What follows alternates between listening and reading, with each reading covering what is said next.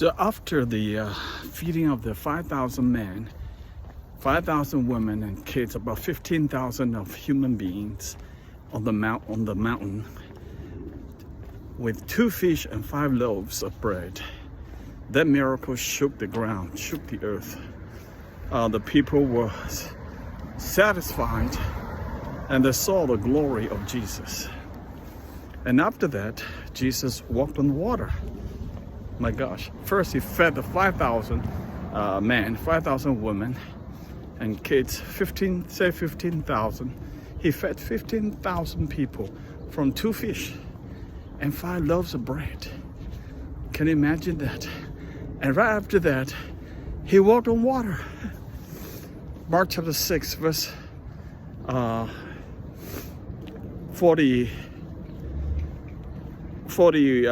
onwards. And taking the 5 loaves and 2 fish, he looked up to heaven and said a blessing and broke the loaves and gave them to the disciples set before the people. And he divided the 2 fish among them all. And he divided the 2 fish among 15,000 people. So, okay, this is the miracle of multiplication right here. Math doesn't add up. And verse 42, and they all ate and were satisfied. And they all means 15,000 people, and were satisfied. And they took up 12 baskets full of broken pieces and of the fish. 12 baskets of broken pieces. I don't know how big those baskets are. It must be pretty big, right? And those who ate the loaves were 5,000 men. These are just men. And the women and the kids, as I said 15,000 people. Now, the story next to it is what I want to talk with you. Verse 45 onwards, Mark chapter 6, verse 45 to 50 plus. And immediately, Jesus made his disciples get into the boat and go before him to the other side, to Bethsaida, where he dismissed the crowd. Okay? And after he had taken leave of them, he went out to the mountain to pray. Wow, this is amazing. He did an amazing miracle. They were about to make him king, actually. I think the other passage said that. And he sent the crowds back. He sent the disciples, go ahead, cross the river, go to Bethsaida, I'll meet you there. And he was left alone. After a glorious miracle, he was about to be crowned king. No, he said, go home, everybody, go home. And then guess what? He asked the disciples to leave him alone too. Cross first, I'll join you later. Why did he do that?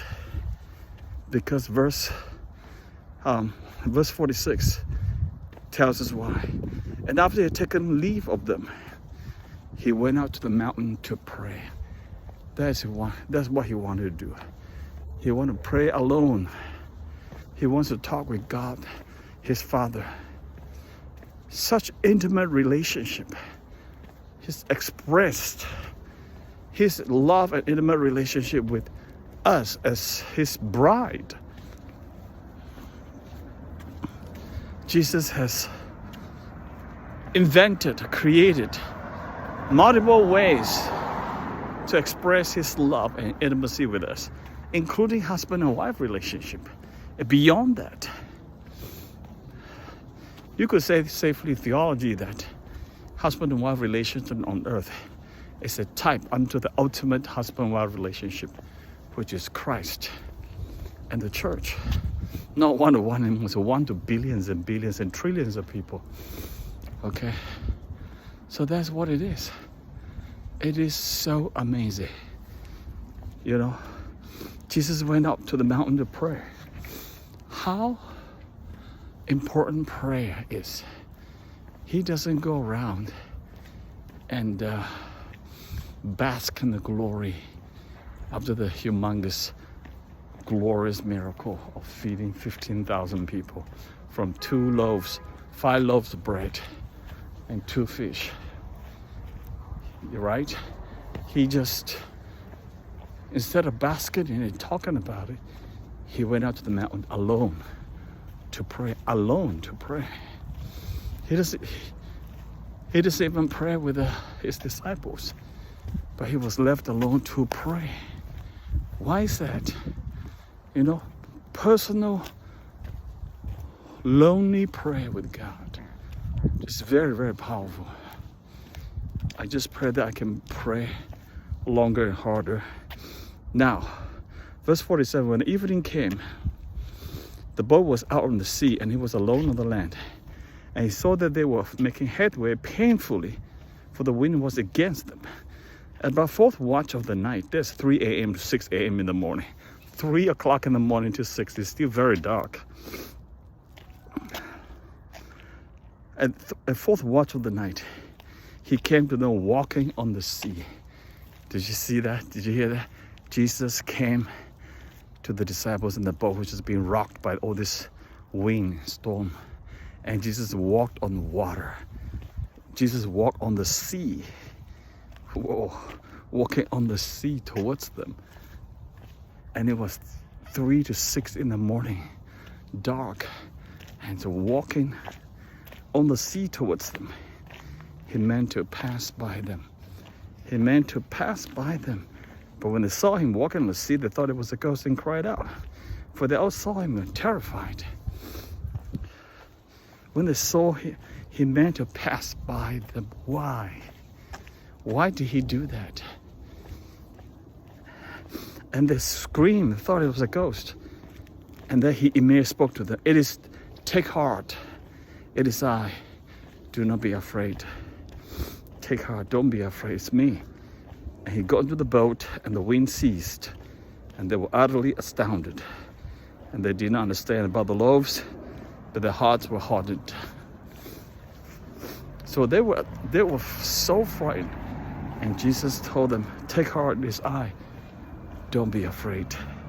And he got into the boat and the wind ceased. The wind stopped right away. Multiple miracles. First, he fed the 15,000. Second, he walked on the sea. Third, he got into the boat. The winds died out immediately. All these miracles, what is he trying to teach the disciples and therefore teach us? So folks, you know, I imagine myself to be in the boat and I saw Jesus walking on the sea. I was terrified together with my buddies, my friends, and that Jesus was about to pass by us, and we were all screaming. And he said, "It's I. Do not be afraid." He came to the boat. The wind died down. So my question is, why did he do that? You know, to me, it is really just like Jesus will tell me, "You see my glory again and again. I want to show you who I really am. I want you to see that for yourself. I didn't want to even come in the boat. I want to pass you by almost. I want you to yell and cry out to me. I come to the boat, the winds died out immediately. You know, I was about to pass by you. My purpose is to show you who I am." You know, the meditation of an understanding, reflection of who Christ is transforms us. We become so settled. We become so restful. We become full of peace and joy in our hearts, no matter what situation we are in. You know, because once we see that the Lord, our God, is so powerful. He walked on the sea. He fed 15,000 men and women. He walked on the sea. He can walk on the sea, the raging waves and sea. He was walking on it. I will never be having any problem. I need to see that again and again and again. You know, this is a very humble man. And he's not showing off. He just walked past by almost like a small, it's like a small business. No big deal at all. He just walked. He was about to walk past by all of them. Just like that. because He wants to tell them how strong, how mighty I am, how powerful our God is. Our God walked on the water. Oh, Rakatirian. Walking on the sea. Jesus walked on the sea. That's what it is. Our God walked on the sea so that no one can fumble. No one can fumble and tumble. We don't need to be afraid anymore. Our God is so powerful. We don't need to be worried. We don't need to be anxious. You know, we may feel discouraged, but encouragement will come in due time. We may not bear fruit now, but we will bear fruit in due time. In due time, we will start bearing fruit. It'll be just beautiful. Okay? People will know that this is the work of God. You know, once you see that, then you know. You won't be afraid or worried about your situation anymore. My situation. This is our God. He will take care of us. He will walk with us.